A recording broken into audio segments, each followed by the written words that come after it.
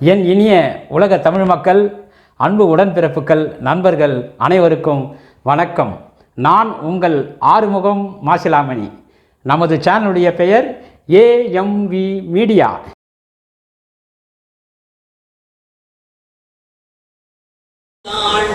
வடிவாயின் வலமார்பினில் வாழ்கின்ற மங்கையும் பல்லாண்டு, வடிவார் சோதி வலத்துறையும் சுடராழியும் பல்லாண்டு, படைப்போர் புக்கு முழங்கும் அப்பாஞ்ச சென்னியமும் பல்லாண்டு.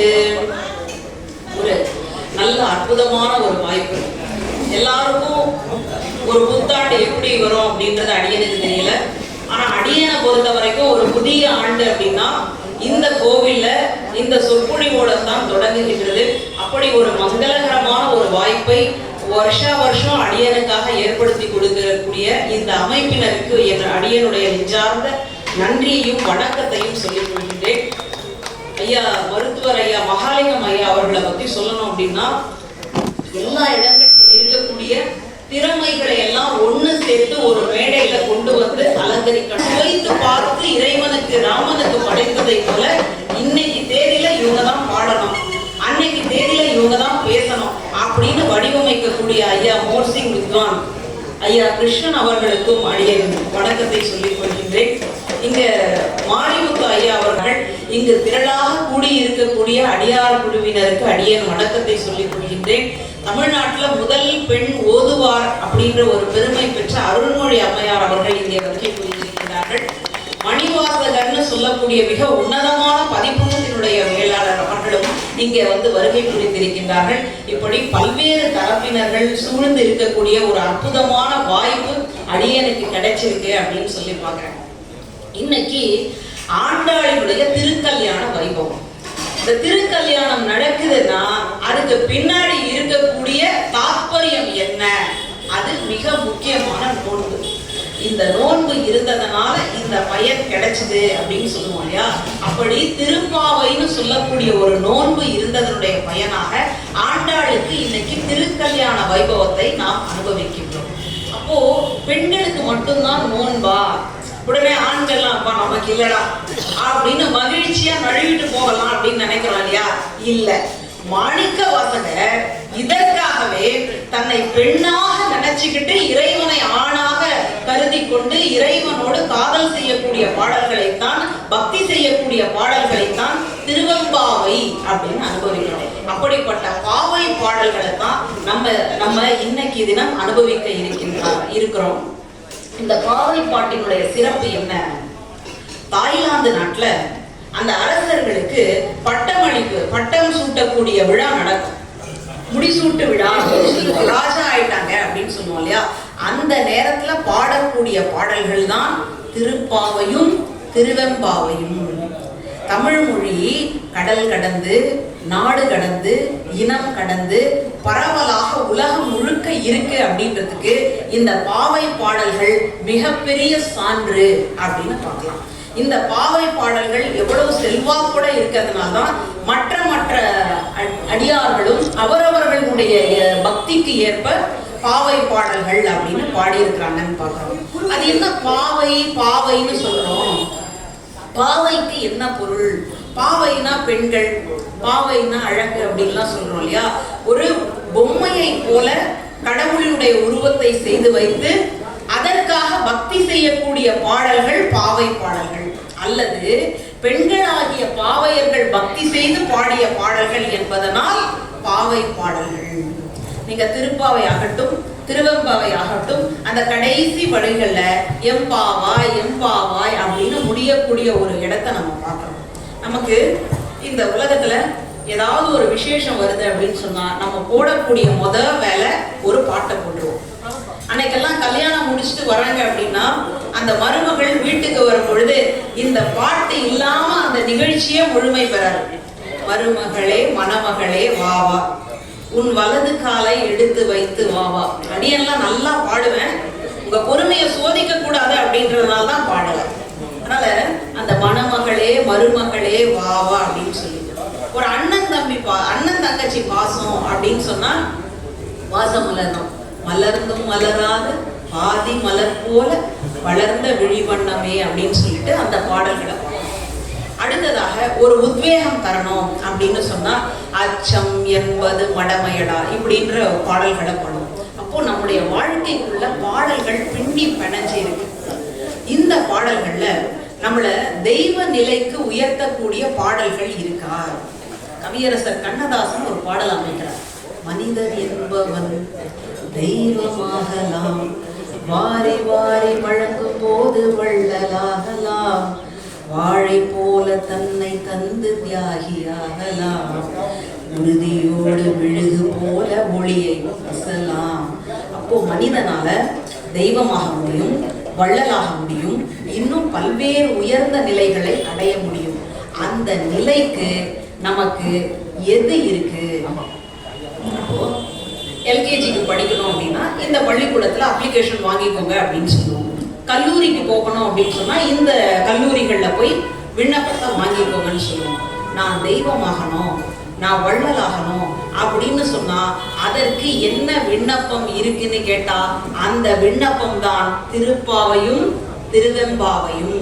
நம்ம எல்லாம் மனித நிலைகள்ல இருந்து தெய்வ நிலைக்கு உயர்த்தக்கூடியது எதுன்னு கேட்டா ஆழ்வார்களும் நாயன்மார்களும் சைவ சமய குரவர்களும் பாடி தந்த இலக்கியங்கள் தான் நம்ம கிட்ட இருக்கு. அதனால்தான் இன்னைக்கு ஆண்டாளினுடைய திருக்கல்யாண வைபவம்னு சொல்லக்கூடிய இன்றைய தினம் இப்படிப்பட்ட ஒரு அற்புதமான பாடல்களை பாசுரங்களை நம்ம அனுபவிக்கிறோம்.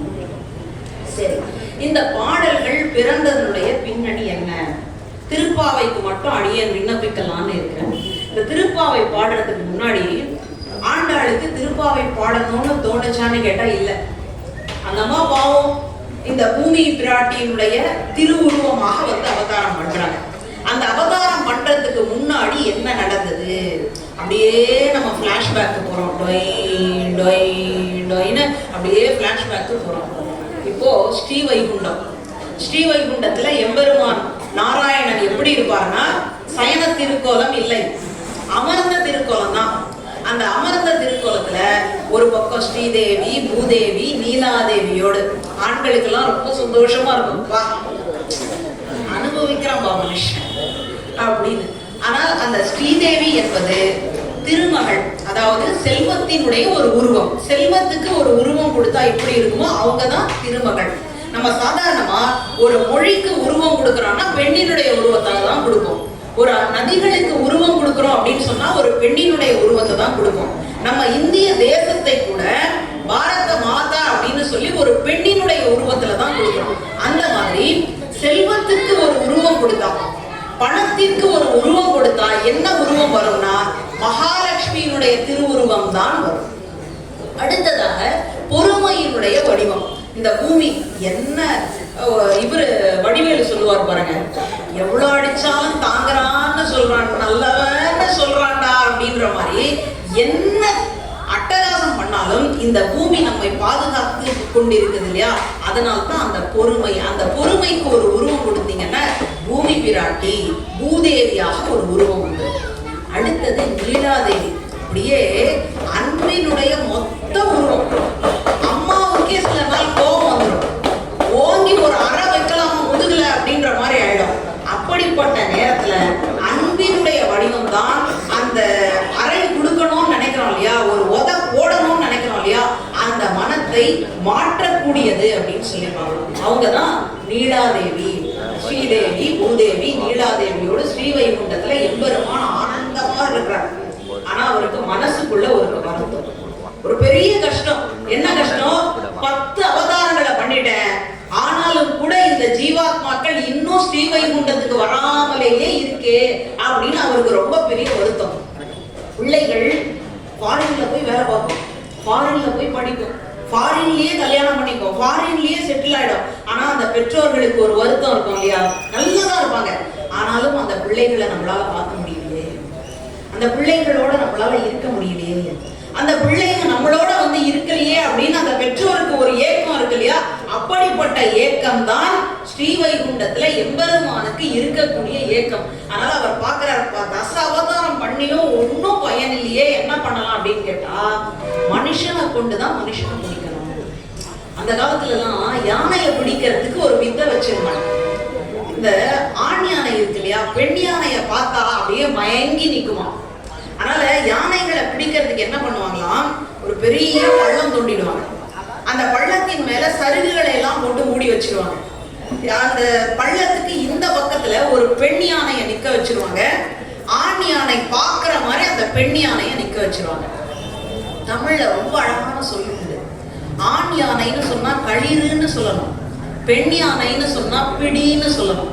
அதனால களிறு அந்த பக்கம் நிக்குது, பிடி இந்த பக்கம் நிக்குது.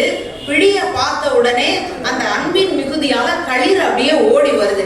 நடுவுல என்ன இருக்கு, பெரிய பள்ளம். அந்த பள்ளத்துக்குள்ள விழுது. அப்போ யானையை கொண்டு யானையை பிடிச்சாச்சு. இப்போ மனுஷங்களை பிடிக்கணும் அப்படின்னா என்ன பண்ணணும், மனிதர்களை தான் கொண்டு வந்து இறக்கணும். அதனால எம்பெருமான் பார்த்தாரு, ஒவ்வொரு ஆழ்வார்களையாக அனுப்பி வச்சாராம். இந்த ஆழ்வார்கள் எல்லாம் ஆண்கள். இந்த ஆண்களுக்கு அடியே இங்க இருக்கக்கூடிய ஆண்களை எல்லாம் சொல்லல, ஆண்களுக்கு அந்த அளவுக்கு வசீகரம் பத்தல, அந்த அளவுக்கு அன்பினுடைய மிகுதி பத்தல. அதனால என்ன பண்ணாராம், தன்னுடைய 3 தேவியர்கள் இருந்தாங்க இல்லையா, அவங்கள பார்த்து பெருமான் கேட்டாராம், யாராவது இந்த பூலோகத்துக்கு போய் அவதாரம் பண்ணி இப்படி இங்க இருக்கக்கூடிய அடியார்களை எல்லாம், அந்த ஆத்மாக்களை எல்லாம் நீங்க பரமபதத்துக்கு கூட்டிட்டு வர முடியுமா? ஸ்ரீதேவி சொல்றாங்க, போதும்பா ராமாயணத்துல உன்னோட தான் இருந்தேன், இந்த ராவணன் அபகரிச்சுட்டு போயிட்டு நான் படாத பாடுபட்டுட்டேன், நீ கூட இருந்தப்பவே இவ்வளவு பிரச்சனை அப்படின்னா நீ இல்லாம நான் மட்டும் போனேன்னா என்ன நடக்கும்? அதனால சாமி ஆள விட்டுடுங்க. அடுத்ததாக பூமி பிராட்டிய பார்த்தானா எம்பெருமான். உடனே பூமி பிராட்டி சொன்னாங்களாம், தயாரா இருக்கிறேன், நான் உடனடியாக 3 முடிச்சுகளோடு அந்த பூமி பிராட்டி காத்துட்டு இருந்தாங்களாம். அந்த 3 முடிச்சு என்ன, இன்னைக்கு கூட திரைப்படத்துக்கு அந்த மாதிரி எல்லாம் பேர் வைக்கிறாங்க. ஆனால் உண்மையிலேயே 3 முடிச்சு போட்ட அந்த பிராட்டி யாருன்னு கேட்டா பூமி பிராட்டி தான். அந்த அம்மா ஏன் அந்த 3 முடிச்சுகள் வச்சிருந்தாங்கன்னா, அந்த 3 முடிச்சுகளைத்தான் 30 திருப்பாவைகளாக நமக்கு கொடுக்குறாங்க. அது எப்போ போட்ட 3 முடிச்சு, இந்த வராக அவதாரம்னு சொல்றோம் இல்லையா, அப்போ போட்ட 3 முடிச்சு. வராக அவதாரம் எதற்காக நிகழ்த்தப்பட்டது? இரண்யாட்சன் ஒரு ராட்சசன். இந்த ராட்சசன் என்ன பண்ணானா, இந்த பூமியை ஒரு பாய போல சுருட்டி கொண்டு போய் கடல்ல வீசிட்டாங்க. இப்ப எல்லாருக்கும் ஒரு கேள்வி வரும், பூமிக்குள்ளதான் கடல் இருக்கு, அப்ப பூமியே சுருட்டியாச்சுன்னு சொன்னா கடலுக்கு எங்க போயிருக்கிறாங்க? இன்னைக்கு கூட அறிவியல் உலகம் சொல்லிட்டு இருக்கு, இந்த உலகத்தை தாண்டி இன்னொரு உலகங்கள் எல்லாம் இருக்கு, அது பால் வீதிகள்ல கிடக்குது அப்படின்னு நம்ம சொல்றாங்க. பிரபஞ்சம் அப்படின்றது இந்த உலகத்தை விட பெரியது அப்படின்னு சொல்றாங்க. அப்படி இந்த உலகத்தை கொண்டு போய் அந்த உலகத்துல இருக்கக்கூடிய கடல்ல வீசியாச்சு. அந்த பூமி பிராட்டி யாரு? இந்த மகாவிஷ்ணுவினுடைய பத்தினி, இந்த மகாவிஷ்ணுவினுடைய தேவி.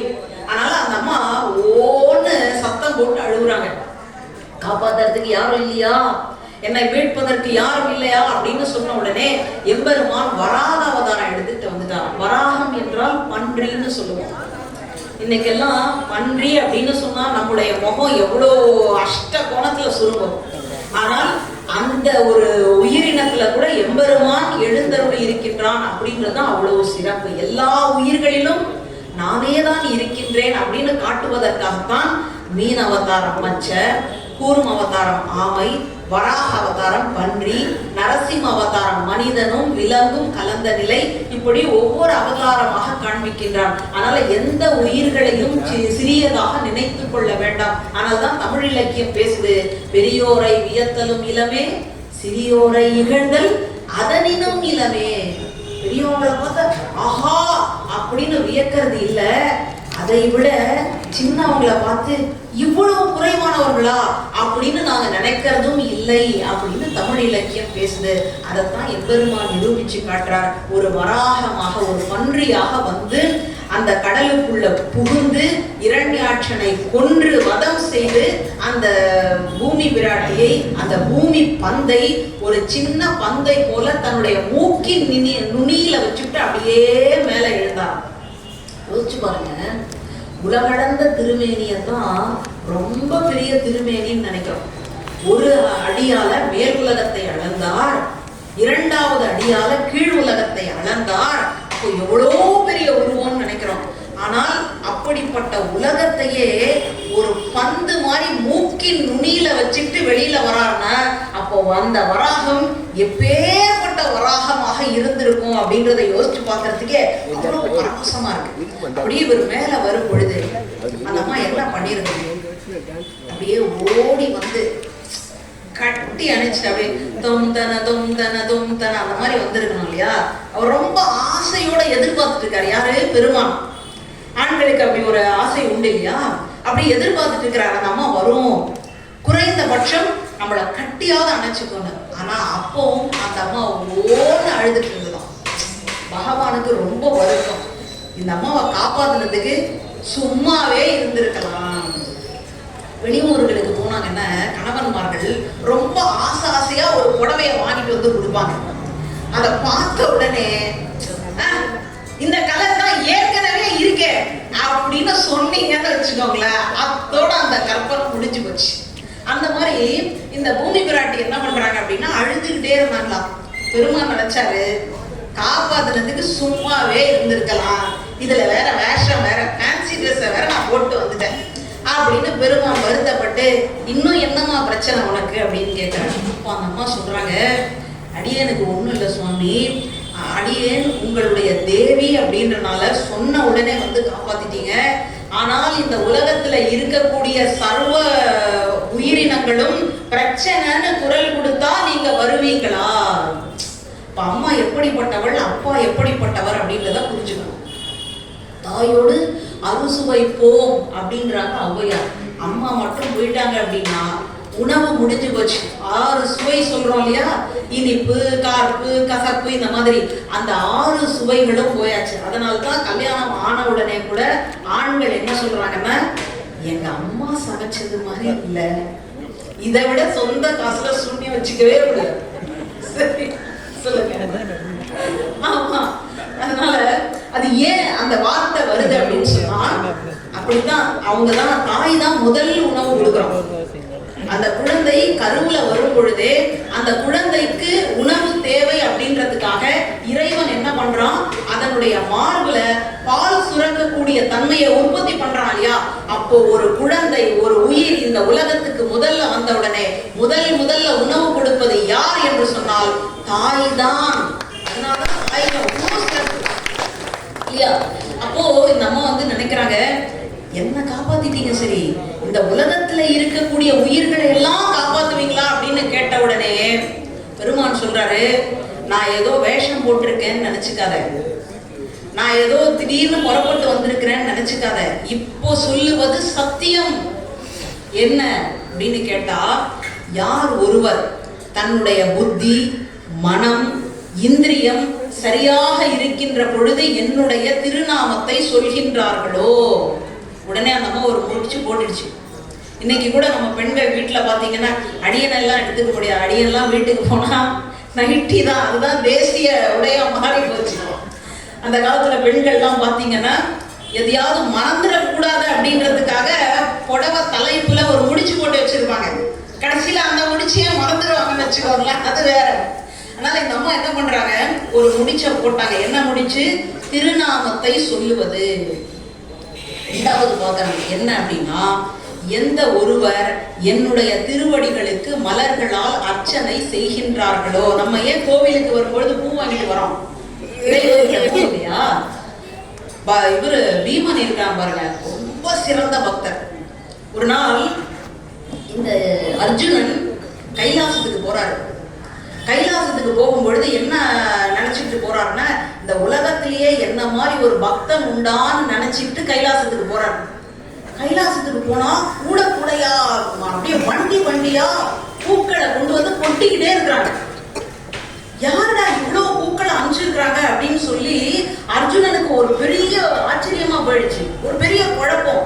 இந்த உலகத்திலேயே சிறந்த பக்தன் நான் இருக்கும் பொழுது என்னுடைய தெய்வமாக இருக்கக்கூடிய சிவபெருமானுக்கு வண்டியா புஷ்பம் வருதே, யார் கொண்டு வந்து சமர்ப்பிக்கிறாங்க அப்படின்னு சொல்லி கேட்கிறாங்க. அப்போ அங்க இருக்கிறவங்க சொல்றாங்க, இது பீமன் அர்ப்பணிக்கக்கூடிய மலர்கள். அவனா சரியான சாப்பாட்டு ராமனாச்சே, அவனுக்கு இந்த அளவுக்கு பக்தி இருக்கா? தினமும் பூக்களை எல்லாம் அவன் எங்க இருந்து தொடுத்து இந்த மாதிரி கொடுக்குறான் அப்படின்னு சொல்லிட்டு அவருக்கு புரியவே இல்லை. அப்பதான் என்ன நடந்தது அப்படின்னு பார்த்தா, காலையில எழுந்த உடனே பார்க்கக்கூடிய மலர்களை எல்லாம் பார்த்துட்டு என்ன சொல்லுவானா பீமன், இந்த உலகத்துல இருக்கக்கூடிய எல்லா மலர்களும் என்னுடைய தெய்வம் சிவபெருமானுக்கே அர்ப்பணம். முடிஞ்சு போச்சு. அப்போ மனசுல இருக்கக்கூடியதுதான் மிகப்பெரிய பக்தி அப்படிங்கறத நம்ம பார்க்கிறோம். இப்போ இந்த இடத்துல இறைவன் சொல்றாரு, என்னுடைய திருவடிகளுக்கு மலர்களால் அர்ச்சனை செய்கின்றவர். இப்போ 2வது முடிச்சு அம்மா போட்டாங்க. 3வதா ஒரு முடிச்சு இருக்கு. என்ன முடிச்சு? அதுதான் ஆத்ம சமர்ப்பணம், சரணாகதி. ஒரு இடத்துல நல்ல திருவிழா, அந்த திருவிழா போது கடவுள் அப்படியே ஊர்வலமா வெளியில வந்துட்டு இருக்காரு. ஊர்வலமா வந்தா நம்ம வீடுகள்ல என்ன பண்ணுவோம், தேங்காய் பூ பழம் எல்லாம் வச்சு ஆரத்தி கொடுப்போம். அந்த மாதிரி ஒரு வீட்டில் வந்து நிற்கிறார் ஒரு சாமி, வந்துட்டு ஒன்றுத்தையும் இல்லாமல் கையை வீசிக்கிட்டு வந்து நிற்கிறார். கடவுளுக்கு ரொம்ப வருத்தம், நீ கோவிலுக்கும் வர்றதில்லை, உன் வீட்டை தேடி வந்தாலும் எனக்கு ஒரு பழத்துக்கு கூட உனக்கு வழி இல்லையா அப்படின்னு கேட்குறாரு. உடனே அந்த சாமி சொல்றாரு, கடவுளே உன்கிட்ட இல்லாத பொருளை நான் கொடுக்கணும்னு விரும்புகிறேன். கடவுளுக்கு புரிஞ்சிச்சு, ஒன்றுத்தையும் கொடுக்க போறது இல்லை, அதுக்கு இப்படி வேற பேச்சு. உடனே கடவுள் கேட்கிறாரு, என்கிட்ட இல்லாததுன்னு உண்டா?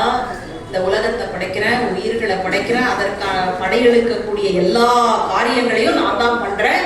என்கிட்ட இல்லாததுன்னு ஒண்ணு உண்டா? இறைவனை வந்து நம்ம எப்படி சொல்லுவோம் அப்படின்னா, குறைவொன்றும் இல்லாத கோவிந்தா அப்படின்னு சொல்லுவோம். அப்போ என்கிட்ட இல்லாதது என்ன உண்டு அப்படின்னு கேட்டா, அந்த சுவாமி சொல்றாரு, உங்ககிட்ட இல்லாதது ஒண்ணு இருக்கு. எது தெரியுமா? கிருஷ்ணாவதாரத்தின் பொழுது நீ கிருஷ்ணனா வந்து அவதாரம் செய்த பொழுது அங்க இருக்கக்கூடிய ஆயர்குடியில இருக்கக்கூடிய அத்தனை பெண்களும் உன்னுடைய மனசை திருடிட்டு போயிட்டாங்க. இப்போ நீ மனசே இல்லாம இருக்கிறாய் இல்லையா, அதனால என்னுடைய மனசையே நான் உனக்காக கொடுக்கின்றேன். இதைத்தான் இறைவன் விரும்புகின்றான். ஆத்ம சமர்ப்பணம். உள்ளத்துக்குள்ள எதையோ ஒண்ணு, வெளியில வண்டி நிக்க வச்சுமே நல்லபடியா இருக்குமோ இல்லையோ தெரியல, கடவுளே கோவிந்தா நாராயணா கோவிந்தா நாராயணா, அங்க பாதரட்சையை வச்சுட்டு வந்தோமே, அதை யாராவது தூக்கிட்டு போயிட்டாங்கன்னா என்ன பண்றது, நாராயணா கோவிந்தா அப்படின்னு சொன்னா உங்களுடைய பக்தி எங்க இருக்கு அப்படின்னு சொல்லி இறைவன் நம்மை பார்த்து கேலி செய்கின்றார். அதனால அவர் சொல்லிட்டாரு, ஆத்ம சமர்ப்பணம், சரணாகதி செய்வது அப்படின்றத 3வது முடிச்சாக போட்டு வைத்துக் கொண்டு அந்த தாயார் காத்து கொண்டிருந்தாள். அந்த நேரம் பார்த்து பெருமான் கேட்கிறாரு, யார் இந்த பூலோகத்துக்கு போய் அவதாரம் செய்து இங்க இருக்கக்கூடிய மனிதர்களை எல்லாம் என்கிட்ட புடிச்சிட்டு வர முடியுமா? ஆள் பிடிக்கிற வேலைய இன்னைக்கு நேரத்துல கடவுளே செஞ்சிருக்கிறாருன்னா பாத்துக்கோங்களேன். அதனால பூமி பிராட்டி என்ன பண்ணாராம், உங்களுடைய அனுகிரகம் இருந்தா போதும்னு நேரா வந்து ஸ்ரீவில்லிபுத்தூர்ல பெரியாழ்வாருடைய நந்தவனத்துல ஒரு பெண் குழந்தையாக வந்து அவதாரம் செய்கின்றார். அந்த பெரியாழ்வாருக்கு குழந்தையே இல்லை. எவ்வளோ நம்ம சாதாரணமா சொல்லுவோம் இல்லையா, கடவுளே நான் தினமும் கோவிலுக்கு வரேன், நான் தினமும் உனக்கு விளக்கேத்துறேன், தினமும் படையல் போடுறேன், ஆனா எனக்கு மட்டும் ஏன் இந்த கஷ்டம் அப்படின்னு நம்ம கேட்கிறோம் இல்லையா. ஆழ்வார்கள்ல ஒரு ஆழ்வார், பெரிய ஆழ்வார், இறைவனுடைய மாமனார் என்று சொல்லக்கூடிய தகுதி பெற்ற ஒரு ஆழ்வார். அந்த ஆழ்வாருக்கே என்ன இல்லை அப்படின்னா குழந்தை செல்வம் இல்லை. அதனால இந்த பூமியில நம்ம ஒருத்தர் வந்திருக்கிறோம் அப்படின்னு சொன்னா ஏதோ ஒரு காரணத்திற்காக, ஏதோ ஒரு கடமைக்காக அனுப்பப்பட்டிருக்கின்றோம் அப்படின்றதுதான் உண்மை. அந்த கடமை முடிச்சிட்டோம் அப்படின்னா அடுத்த வினாடி நம்ம இங்க இருக்க வேண்டிய அவசியமே இல்லை. ஆனா அந்த இருக்கக்கூடிய காலத்துல எப்படி இருக்கணும் அப்படின்றதுக்காகத்தான் திருப்பாவையும் திருவெம்பாவையும். இப்போ அந்த பெரியாழ்வாருக்கு குழந்தை இல்லை, அந்த வீட்டுல குழந்தையாக வந்து அவதாரம் செய்கின்றார் ஆண்டாள். சாதாரணமா பட்டிமன்றங்கள்ல ஒரு வாக்கியம் சொல்லுவாங்க, என்னன்னா நம்ம கடவுளை வேண்டுனாதான், கடவுள் வரம் கொடுத்தாதான் ஆண் குழந்தை பிறக்கும், ஆனா அந்த கடவுளே வந்து பிறந்தாதான் பெண் குழந்தை அப்படின்னு சொல்லுவாங்க. அப்படி அந்த கடவுளே வந்து அவதாரம் செய்ததுதான் பெரியாழ்வாருடைய நந்தவனத்துல இந்த பூமி பிராட்டியாக ஆண்டாள் வந்து அவதாரம் செய்கின்றாள். அந்த ஆண்டாளுக்கு பெரியாழ்வார் கோதை அப்படின்னு பெயர் வைக்கிறார். கோதைனா மாலை. அந்த மாலை தினமும் பெரியாழ்வார்கிட்ட கண்ணனுடைய சரிதங்களை, ராமனுடைய சரிதங்களை, நாராயணனுடைய பக்தியை கேட்டு கேட்டு வளர்ந்து வளர்ந்து இன்னைக்கு ஒரு பருவ நிலைக்கு வரும் பொழுது அந்த குழந்தை, நான் இந்த மனிதர்களை திருமணம் செய்து கொள்ள மாட்டேன் முடிவெடுத்துட்டாங்க. பெண்கள் முடிவெடுத்துட்டாங்க அப்படின்னா யாராலையுமே மாற்றவே முடியாது அப்படின்றதுக்கு ஆண்டாள் மிகச்சிறந்த உதாரணம். முடிவெடுத்துட்டாங்க, என்ன பண்றது? இறைவனை திருமணம் செஞ்சுக்கணும் அப்படின்னு சொன்னா அதற்குன்னு சில தகுதி இருக்கு இல்லையா, அந்த தகுதியை எப்படி வளர்த்துக் கொள்வது அப்படின்னு யோசிக்கிறாங்க. மகாபாரதத்துல காத்தியாயனி விரதம் அப்படின்னு சொல்லி அந்த பெண்கள், ஆயர்பாடி பெண்கள் ஒரு விரதம் இருந்திருக்கிறாங்க. அப்போ காத்தியாயனின்னு சொல்லக்கூடிய அந்த அம்மனை ஒரு பொம்மை போல பிடித்து வைத்து நீராடி நோன்பு இருந்திருக்கிறாங்க. அந்த நோன்பை அப்படியே எடுத்துக்கொண்டு ஆண்டாள் நோன்பு இருக்கிறார். அப்படி நோன்பு இருக்கும் பொழுது அந்த ஸ்ரீவில்லிபுத்தூரையே ஆயர்பாடியாக, கோகுலமாக நினைச்சுக்கிறார். அங்க இருக்கக்கூடிய ஒவ்வொரு வீடும் ஆயர்பாடி பெண்கள் இருக்கக்கூடிய வீடா நினைச்சுக்கிறார். அங்க இருக்கக்கூடிய கோவில் வடபத்ரசாயி கோவிலைத்தான் கண்ணனுடைய திருமாளிகையாக, கண்ணனுடைய வீடாக நினைச்சுக்கிறார். இப்படி நினைத்து கொண்டு பாவனையில எழுதப்பட்ட இலக்கியம் தான் திருப்பாவை. என்ன பேர் வைக்கிறது அப்படின்னு ஒரு சந்தேகம் வந்துடும். எப்படி வைக்கலாம் அப்படின்னு சொன்ன உடனே ஆண்டாள் கிருஷ்ணனை கூப்பிட்டா, என்னுடைய சங்கத்தமிழ் மாலைக்கு நீ வந்து பேர் வச்சுட்டு போ. இன்னைக்கு கூட நம்ம வீடுகள்ல குழந்தைங்க பிறந்தது அப்படின்னு சொன்னா அவர்களுக்கு பிடித்தமான தலைவனை கூட்டிட்டு வந்து பேர் வைங்க அப்படின்னு சொல்றோம் இல்லையா. அந்த மாதிரி ஆண்டாள் என்ன பண்ணிருக்கிறா, தனக்கு பிடித்தமான தலைவனாக இருக்கக்கூடிய கண்ணனை கூப்பிடுறாவா, வந்து என் பாட்டுக்கு பேர் வச்சுட்டு போ அப்படின்னு. கண்ணன் மாடுகளை எல்லாம் மேய்ச்சிட்டு வந்தான். மேய்ச்சிட்டு வரும் பொழுது அந்த ஊர்ல எல்லா வீடும் ஒரே மாதிரியே இருக்கு. ஆண்டாளுடைய வீடு எது அப்படின்னு கண்ணனுக்கே தெரியலையா. உடனே அவர் நேரா அப்படியே போயிட்டே இருக்கிறான். கொஞ்சம் தூரம் போயிட்டு அங்க இருக்கக்கூடிய ஒருத்தரை பார்த்து கேட்டாராம், இங்க ஆண்டாளுடைய வீடு எது? ஆண்டாளுடைய வீடு முன்னாடி போயிடுச்சு. திருப்பு ஆவை அப்படின்னு சொன்னான். ஆவு அப்படின்னு சொன்னா பசு. இன்னைக்கு கூட தெலுங்கு மக்கள் பசுமாடுகளை ஆவுன்னு தான் சொல்றோம். அப்போ திராவிட மொழி குடும்பத்துலதான் தமிழ் இருக்கு, தெலுங்கு இருக்கு, மலையாளம் இருக்கு, கன்னடம் இருக்கு, துளு இருக்கு அப்படின்னு நம்ம பாக்குறோம் இல்லையா. அதனுடைய வேர் சொல் எங்க இருக்கு? தமிழ்ல இருக்கு. இன்னைக்கு ஆவின் பாலை எப்படி சொல்றோம்? ஆவின் பால். ஆவு அப்படின்னு சொன்னா பசு. அதனால திருப்பு ஆவை, உன்னுடைய பசுமாடுகளை எல்லாம் திருப்பிக்கிட்டு போ. உடனே கிருஷ்ணன் வந்தானா, ஆண்டாளை பார்த்தானா, உன்னுடைய இலக்கியத்துக்கு பேர் வேணும்னு சொன்ன இல்லையா, திருப்பாவைன்னு பேர் வச்சுடு அப்படின்னு நம்முடைய முன்னோர்கள் அனுபவிக்கிறாங்க. இப்படி ஒரு காட்சி நடக்கவே இல்லை. இப்படி நடந்திருந்தா எப்படி இருக்கும் அப்படின்னு ஒரு சுவாரஸ்யத்துக்காகத்தான் இந்த கதையை வந்து நம்ம சொல்றோம். இப்போ பேர் வச்சாச்சு. பேர் வச்ச உடனே எப்படி வந்து அதை அமைக்கிறோம் அப்படின்னா, முதல் 10 இருக்கு இல்லையா, 30 பாடல்களை 3 10ஆ பிரிச்சுக்கிறோம். முதல் 10 முழுக்க திருநாமத்தை சொல்லுவது, 2வது 10 முழுக்க இறைவனுடைய திருவடிகளுக்கு மலர்களால் அர்ச்சனை செய்வது, 3வது 10 முழுக்க சரணாகதி, ஆத்ம சமர்ப்பணம் செய்வது. அதனால எடுத்த உடனே யார் இறைவன், அந்த இறைவன் கிட்ட என்ன கேட்கணும், அந்த இறைவனுக்கான பக்தி என்ன அப்படின்ற மிக முக்கியமான தத்துவத்தை முதல் பாடல்லையே ஆண்டாள் தெரிவிக்கின்றாள்.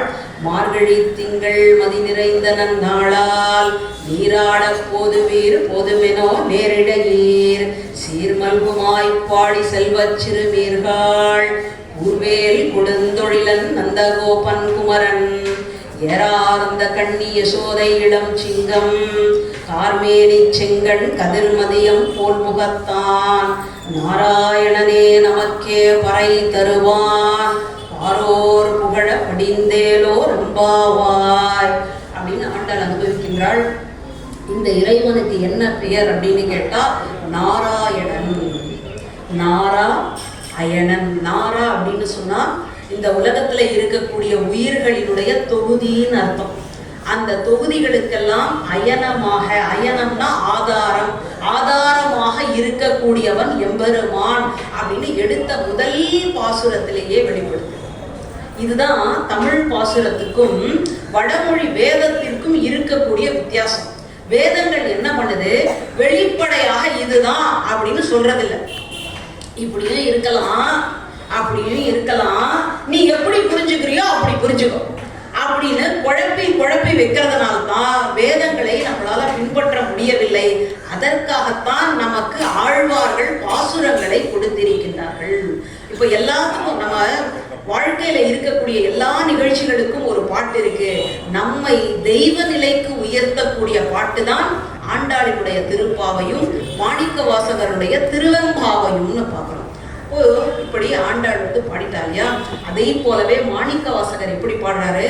ஆதியும் அந்தமும் இல்லா அருள் பெரும் ஜோதியை யாம் பாட கேட்டேயும் வாழ்த்தடங்கண் மாதே வளருதியோ வன் செவியோ நின் செவிதான் மாதேவன் வாழ்த்திய மாதேவன் வார்கடல்கள் வாழ்த்திய வாழ்த்து போய் வீதிவாய் கேட்டலுமே விம்மி விம்மி மெய் மறந்து போதார் அவளியின் மேல் ஏதேனும் ஆகாள் கிடந்தாள் என்னே என்னே இதே பரிசேரோர் எம்பாவாள் அப்படின்னு சொல்லி ஒரு பெண் தூங்கிட்டு இருக்கிறாள். அவளை போய் மற்ற பெண்கள் எழுப்புறாங்க. யோசிச்சு பாருங்க, நம்மளே மார்கழி மாசத்துல பனி கொட்டுற நேரத்துல விடியற் காலையில எழுந்து குளிச்சு கோவிலுக்கு வந்தா கோவிலுக்குள்ள என்ன சொல்லப்படுது? தூங்கிக்கிட்டு இருக்கிற பாட்டையா பேசுவாங்க? என்ன ஒரு மைக் இருக்கு அப்படின்னால என்ன வேணாலும் பேசுறீங்களே அப்படின்னு சொல்லி நம்ம நினைக்கிறோம் இல்லையா? ஆனால் உண்மையிலேயே இந்த உறக்கம் என்பது என்ன? இந்த உறக்கம் அப்படின்றது நமக்குத்தான் உறக்கம்.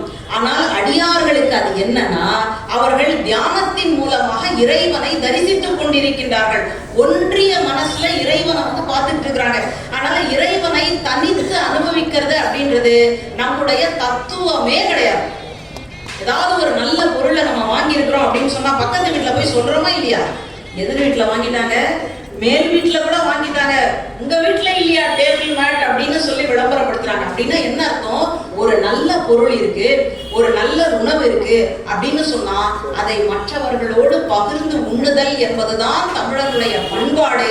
அதனால நீங்க கடவுளை அனுபவிப்பதாக இருந்தாலும் கூட தனிச்சிருந்து அனுபவிக்க கூடாது அப்படின்றது தான் இதன் வழியாக நமக்கு உணர்த்துறாங்க. அதனால அங்க ஒவ்வொருத்தரும் தூங்குவது என்பது தூங்குவது இல்லை, தியானத்தின் வழியாக இறைவனோடு கலத்தல் அப்படின்னு பொருள். இதை நம்ம எங்க புரிஞ்சுக்கலாம்னா, ஆளவந்தார்னு ஒரு ஆச்சாரியர்.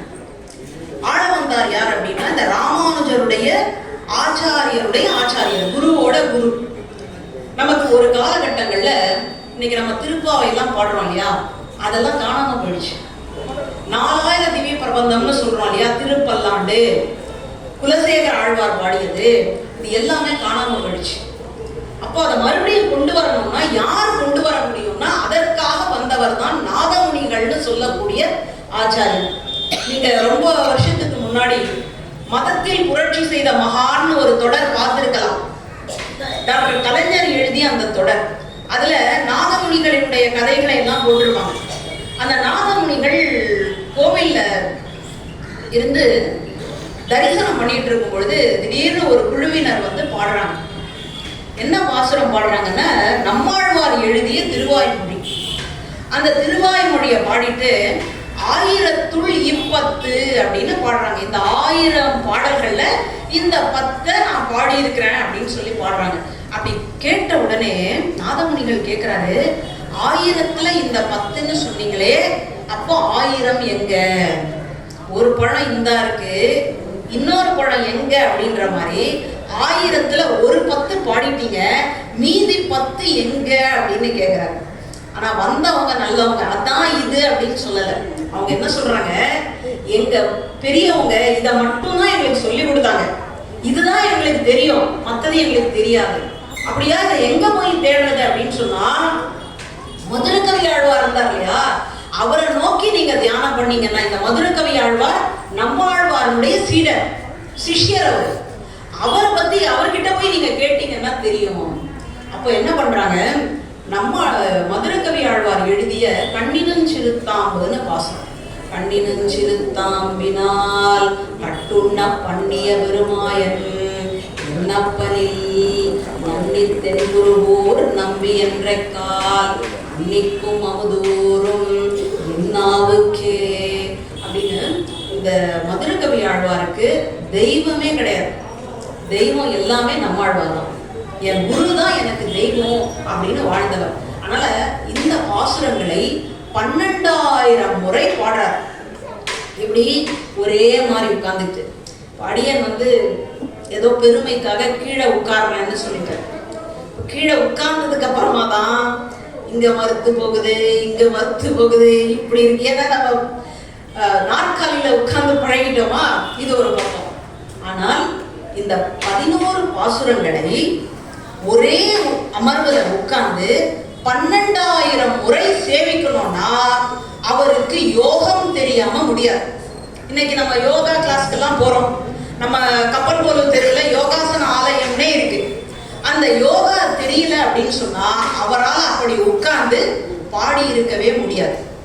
இதுதான் இருக்கக்கூடிய உண்மை. அப்போ இவர் பாடின உடனே இவர் நம்மாழ்வார் பிரத்யட்சமாகிறார்.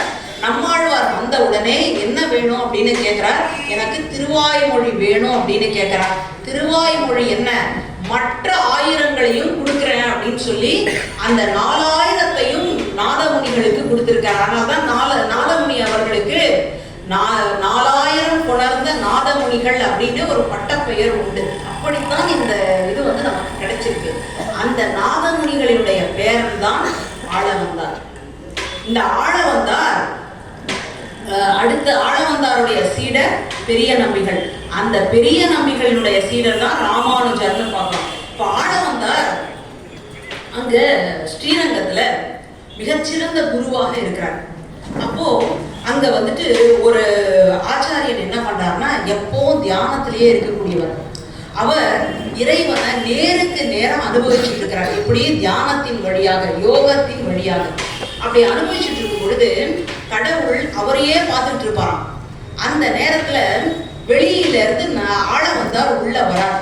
உள்ள வந்த உடனே இப்படி நேருக்கு நேராக பார்த்து கொண்டிருந்த இறைவன் கடவுள் என்ன பண்ணாராம், அந்த பார்த்து கொண்டிருந்த அடியாருடைய தோள்கள்ல கைய வச்சு இப்படி நிமிர்ந்து பின்னாடி இருக்கக்கூடிய ஒரு நபரை பார்த்தாராம்.